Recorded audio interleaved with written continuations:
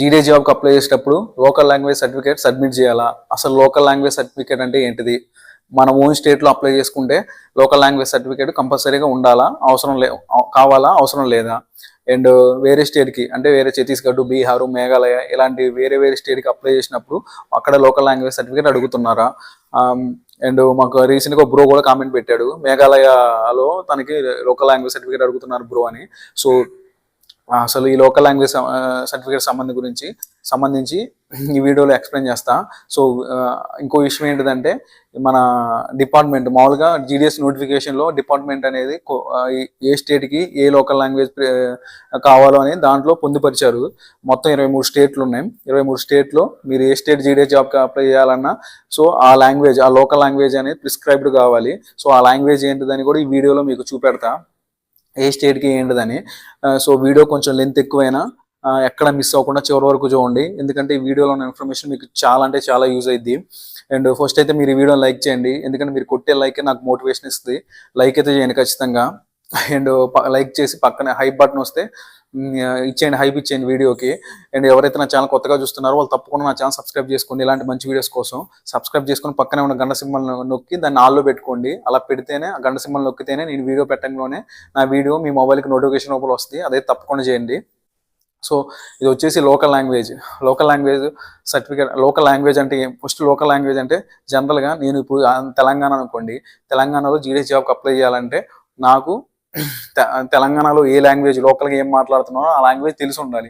ఎందుకంటే in case నాకు job వచ్చి నేను డ్యూటీలో జాయిన్ అయితే ఇక్కడ పబ్లిక్తో నాకు కమ్యూనికేషన్ జరగాలి. ఆ కమ్యూనికేషన్ ఉంటేనే కాబట్టి మనం ఏమైనా స్కీమ్స్ ఎక్స్ప్లెయిన్ చేయాలన్నా, మనం ఏమన్నా సంథింగ్ ఏదైనా సరే డిపార్ట్మెంట్కి సంబంధించి ఏ వర్క్ జరగాలన్నా మన కమ్యూనికేషన్ అనేది ప్రాపర్గా ఉంటేనే జరిగిద్ది. అందుకోసమే లోకల్ లాంగ్వేజ్ అడుగుతారు. సో అది లోకల్ లాంగ్వేజ్ అంటే. అండ్ మన త్రూఅవుట్ మన భారతదేశంలో మ్యాక్సిమం హిందీ మాట్లాడతారు ఎక్కువ. తర్వాత కొద్ది గొప్ప ఇంగ్లీష్ కమ్యూనికేట్ చేస్తారు. సో ఇది నార్మల్గా అయితే.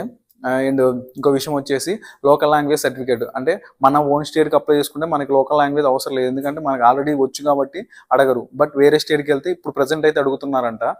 సో అదేంటిది నేను క్లియర్గా కనుక్కుంటా, ఎందుకంటే మేఘాలయలో అడుగుతున్నానని ఒక బ్రో నాకు కామెంట్ పెట్టిండు, బ్రో ఎట్లా అడుగుతున్నాను నేను క్లియర్గా కనుక్కొని మళ్ళీ ఇంకో వీడియో చేస్తాను.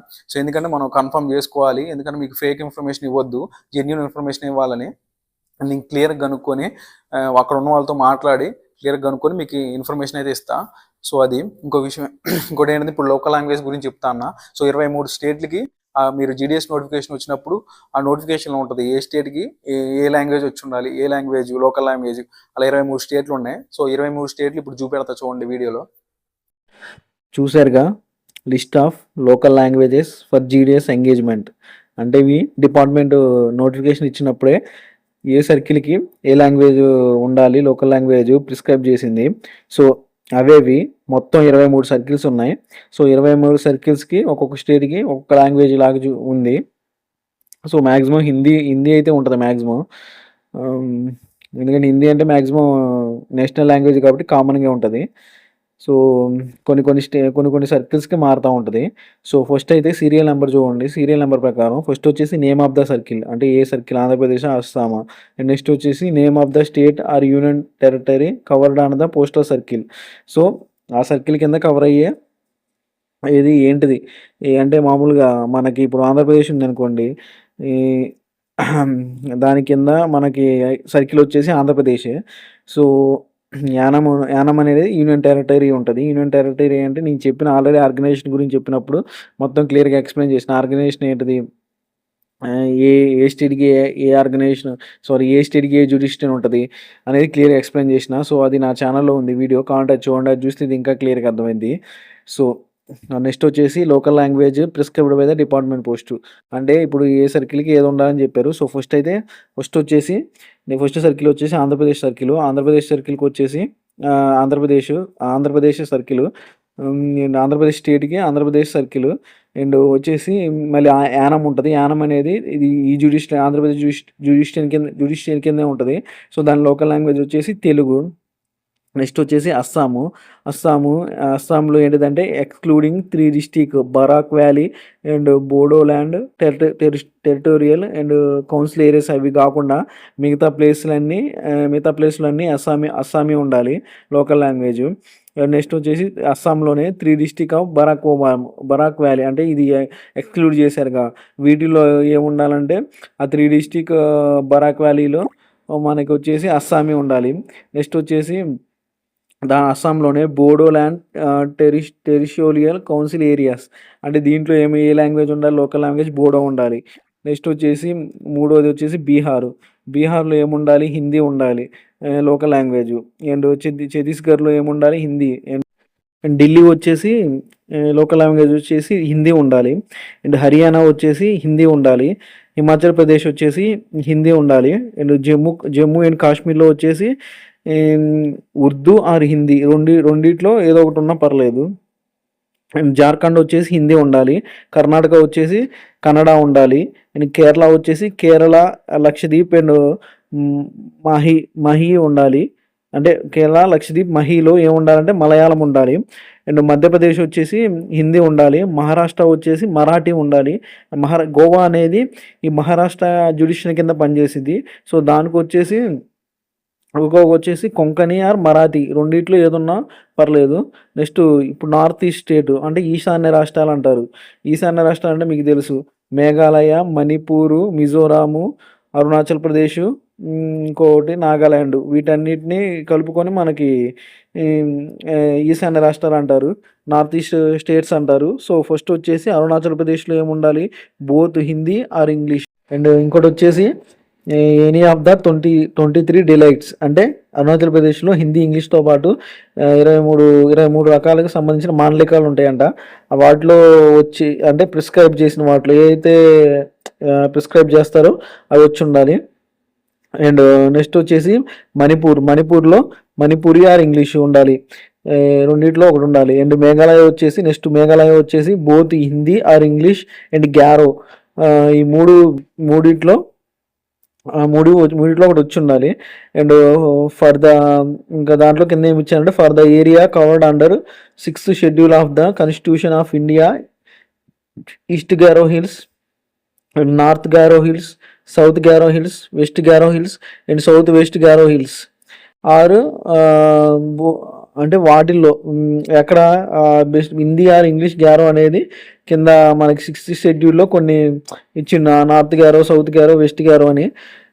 సో వాటిల్లో ఏదైనా పర్లేదు. నెక్స్ట్ వచ్చేసి అది కాకపోయినా బోత్ హిందీ ఆర్ ఇంగ్లీషు అంటే కాశీ, ఈ లాంగ్వేజ్ అయినా వచ్చి ఉండాలి. ఇది కూడా 6వ షెడ్యూల్ ప్రకారం ఇది కూడా ఇవి.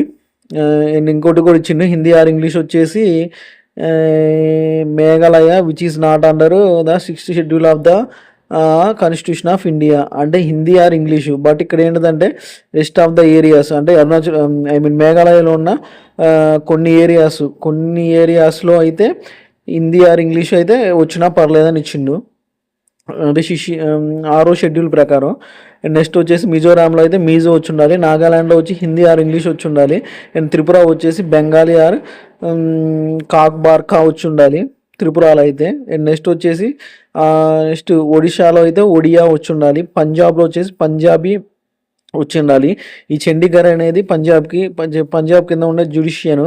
సో దీంట్లో వచ్చేసి హిందీ ఆర్ ఇంగ్లీష్ వచ్చి ఉండాలి. నెక్స్ట్ రాజస్థాన్లో కూడా హిందీ వచ్చి ఉండాలి. తమిళనాడు తమిళ్ వచ్చి ఉండాలి. అండ్ దీని కింద పాండిచేరి అనేది ఈ తమిళనాడు కింద జ్యుడిషియన్లో ఉంటుంది పాండిచేరి, అక్కడ కూడా తమిళ్ వచ్చి ఉండాలి. అండ్ తెలంగాణ తెలుగు వచ్చి ఉండాలి. అండ్ ఉత్తరప్రదేశ్లో హిందీ వచ్చి ఉండాలి. ఉత్తరాఖండ్లో హిందీ వచ్చి ఉండాలి. అండ్ వెస్ట్ బెంగాల్ వచ్చేసి బెంగాలీ వచ్చి ఉండాలి. ఈ వెస్ట్ బెంగాల్ అనేది అండమాన్ అండ్ నికోబార్ ఐలాండ్స్లో హిందీ ఆర్ ఇంగ్లీష్ వచ్చి ఉండాలి. అండ్ వెస్ట్ బెంగాల్లోనే అండమాన్ నికోబార్ ఐలాండ్ అనేవి జ్యుడిషియన్లో ఉంటాయి. అండ్ సిక్కింలో వచ్చేసి నేపాలీ ఆర్ ఇంగ్లీష్ వచ్చి ఉండాలి. లిప్పా అని ఒకటి వచ్చింది, అది కూడా ఉండాలి. అండ్ డార్జిలింగ్ డివిజన్లో బెంగాలీ ఆర్ నేపాలీ వచ్చి ఉండాలి. పోస్ట్ ఆఫీస్ అండర్ గుర్ఖా టెరిషోరియల్ అడ్మినిస్ట్రేషన్కి వచ్చేసి నేపాలీ వచ్చి ఉండాలి. గుర్ఖాలు ఇవన్నీ ఒకటి ఉంటుంది, మన జియోగ్రఫీ చదువుకున్నప్పుడు వస్తాయి ఇవన్నీ. గుర్ఖా ల్యాండ్ అంటే ఏంటిది అక్కడైతే మీకు క్లియర్గా అర్థమైంది, అవి చెప్తే మీకు క్లియర్గా అర్థమైంది. ఎక్కడ నార్త్ ఈస్ట్ స్టేట్లో ఇంకా మనం మ్యాప్ తీసుకొని చెప్తే మీకు ఇంకా క్లియర్గా అర్థమైంది. ఏంటిది ఏ స్టేట్ అట్లా ఉంటుందని. సో మీకు అంత అవసరం లేదు కాబట్టి ఇప్పుడు నార్మల్గా ఎక్స్ప్లెయిన్ చేస్తున్నా. సో ఇది ఏ స్టేట్కి ఏది ఉండాలి. ఇప్పుడు వెస్ట్ బెంగాల్ లాస్ట్ది వెస్ట్ బెంగాల్లో వచ్చేసి వెస్ట్ బెంగాల్లో అయితేనే బెంగాలీ ఉండాలి. ఈ అండమాన్ నికోబార్ ఐలాండ్ అనేది వెస్ట్ బెంగాల్ కింద జుడిషియన్. సో జుడిషియన్ కాబట్టి అక్కడ ఏమొచ్చినా హిందీ ఇంగ్లీష్ వచ్చి ఉండాలి. మరి సిక్కింలో వచ్చేసి Nepali or Bhutia or Lepcha or English వచ్చి ఉండాలి. అండ్ డార్జిలింగ్ చెప్పిన బెంగాలీ నేపాలీ అని. సో ఇది 23 సర్కిల్కి సంబంధించి ఏ లాంగ్వేజ్ డిపార్ట్మెంట్ ప్రిస్క్రైబ్ చేసిందో అది. ఇది నోటిఫికేషన్లో ఉన్నదే నేను చెప్పిన. సో ఇది సో ఇక ఇది చూడండి ఒకసారి మీకు చూస్తే క్లియర్గా అర్థమవుతుంది. చూశారుగా 23 స్టేట్లు. 23 స్టేట్లకి ఏ స్టేట్కి ఏది లోకల్ లాంగ్వేజ్ ఉండాలో అది ప్లస్ దీంతో పాటు 23 స్టేట్తో పాటు యూనియన్ టెరిటరీస్ అంటే కేంద్రపాలిత ప్రాంతాలు కూడా చెప్పిన దాంట్లోనే ఉన్నాయి. సో ఇది నా ఓన్గా నేను క్రియేట్ చేసి చెప్పలా, ఆల్రెడీ ప్రీవియస్ నోటిఫికేషన్లో ఉన్న దాన్ని చెప్పిన. సో ఇప్పుడు లేటెస్ట్గా ఏమైనా చేంజ్ అయితే దాన్ని కూడా మీకు ఇన్ఫార్మ్ చేస్తా. అండ్ ఇంకోటి వచ్చేసి లోకల్ లాంగ్వేజ్ సర్టిఫికేట్ వేరే స్టేట్కి అప్లై చేస్తే లోకల్ లాంగ్వేజ్ సర్టిఫికేట్ సబ్మిట్ చేయాలా వద్దా దీని గురించి నేను క్లియర్గా కనుక్కొని మీకు ఇంకో వీడియో చేస్తా. అండ్ అది ఇది మీ వీడియోలో ఏమైనా మిస్టేక్స్ ఉంటే చెప్పండి, సరి చేసుకుంటా. అండ్ ఈ వీడియో మీ ఫ్రెండ్స్ ఎవరికైనా యూజ్ అవుతుందని కూడా ఖచ్చితంగా షేర్ చేయండి. And thanks for watching my video.